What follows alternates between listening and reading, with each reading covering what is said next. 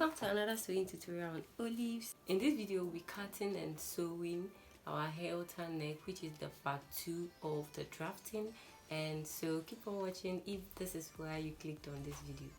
So I'll pin the pattern paper onto the fabric. I'll also add allowance to the neckline and the armhole of both bodies. Afterwards I'll cut including the lower parts.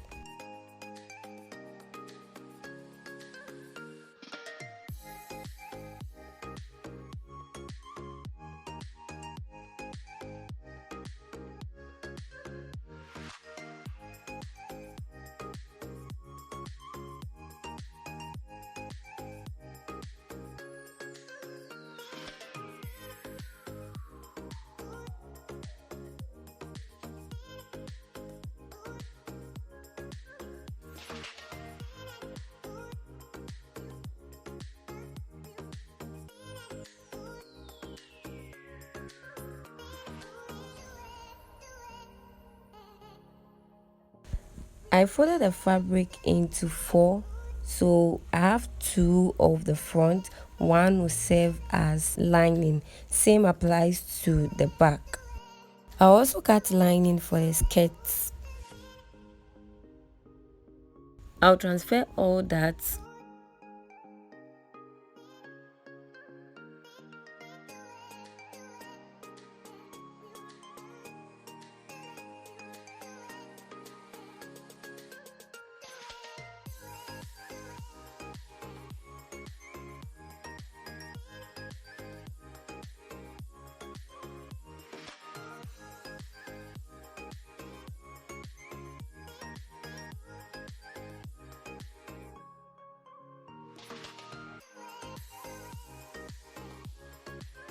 I'll pin the neckband onto the material, add allowance round the neckline.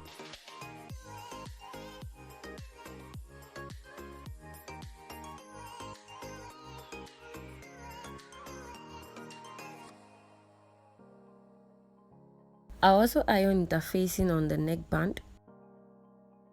I've gone ahead to stitch the darts on all the parts, and I ironed the darts towards the center. Next, I'll place the lining onto the main piece. I'll stitch the armhole and the sides. On the back, I'll stitch the armhole, the side, the center back. I repeat the same thing on the other side. I've also stitched and pressed the darts on all the skirts. I'll place the lining onto the skirts, right sides facing each other. Then I'll go ahead and stitch the sides. I'll do same for the back. I'll stitch the sides and the center back. I've stitched the armhole and the sides. I'll notch the armhole. Then I'll turn it inside out. In case you use lining on your bodies, after stitching the armhole, try to understitch before you sew the sides. I'll turn the skirt inside out and I'll give it a good press. Moving on to the neckband, one will serve as the lining and the other the main piece, so I'll place the back onto the front.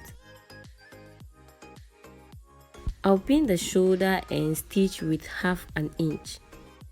I've pressed the shoulder open and I'll trim off excess.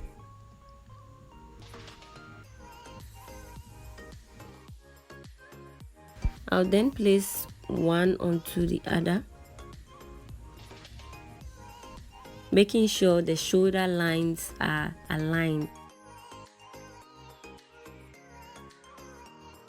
I'll stitch, notch and understitch.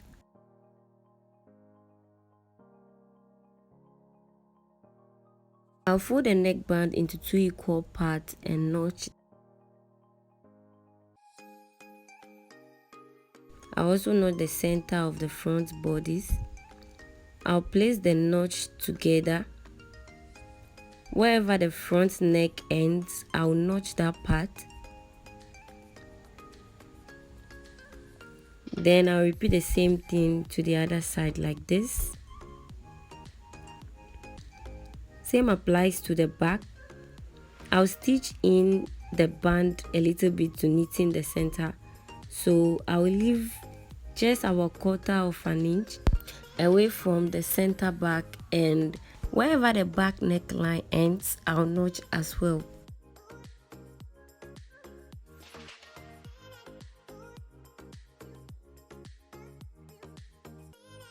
Next, we'll turn the neck band to the wrong side, and where the notch ends, we are going to pin that part. So what we are going to do is to stitch from one notch to the other. So we are just trying to neaten the neckline. Next, we'll notch and turn both ends inside out.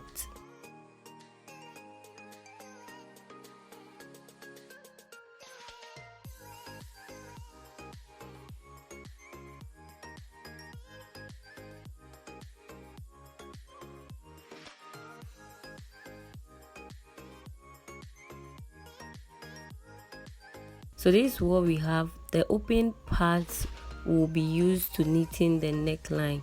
So I'll place the center of the band to the center of the front neckline, and I'll pin all these parts together. So we are going to stitch from the right side to the wrong side.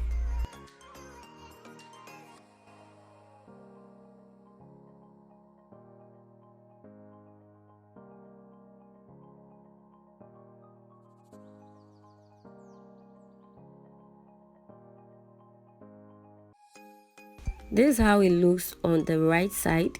I'll repeat the same process for the back.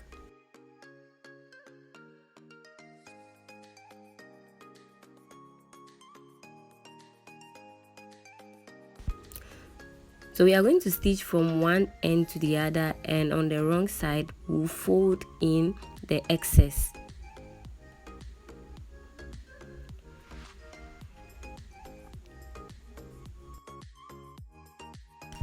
After stitching, we will notch round the neckline. In case you find difficulties in stitching the end of the neckline, pick a little away from the end and turn the band inside out. Then you can have the ease to stitch the neckline to the end. Next, we'll fold in the excess on the wrong side and pin.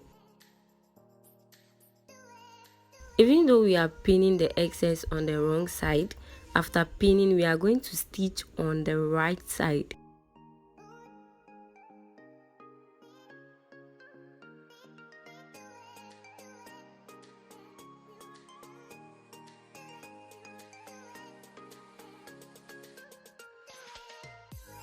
So on the right side, we are going to stitch beneath the band, just like you are under stitching, and stitch beneath the band. I hope that makes sense. We'll join each bodice to the skirts.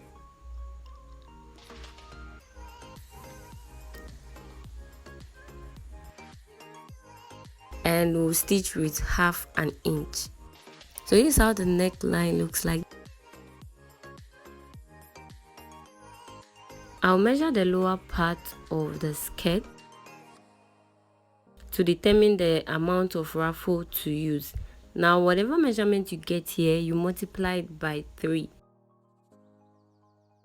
This same measurement I have will definitely be the same as the back, excluding the zipper allowance. We'll have 2 ruffles, one for the front, the other for the back. Chiffon is transparent, so I'm going to use more than 3 times the measurement I got. To know the length of ruffle to use, measure your waist right on your waistline to the end and deduct 1/2 an inch from the length, because you'll be joining with the ruffle. So whatever measurement you get, you deduct this measurement from the full length of your desired length dress. Whatever the result, that will be the length of the ruffle. Okay, mine is 10 inches. I'll add 1 inch, half inch for the top and half inch to hem the lower part, so that will be 11. I'll mark 11 inches across the material. I'll then hem the lower part, run gathering stitch at the top and gather. I've attached zip to the back. The gathering is done, so what I will do next is to place one of the ruffle on the front. I'll pin stitch with half an inch.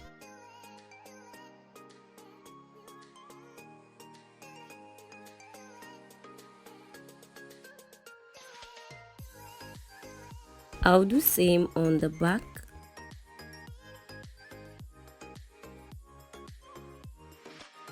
I'll knitting the rough sides. I'll join both front and back together and stitch. Back to the pattern, in case you want to alter the armhole, you can drop about 1 inch, then you connect from there back to the armhole. Note that the deeper you go, the more part of your boobs will show. Thank you for watching this video to the very end. The review on the method we used during the drafting, the waist side was good. It came out nice. I'm sure I'll use this method while making a freehand.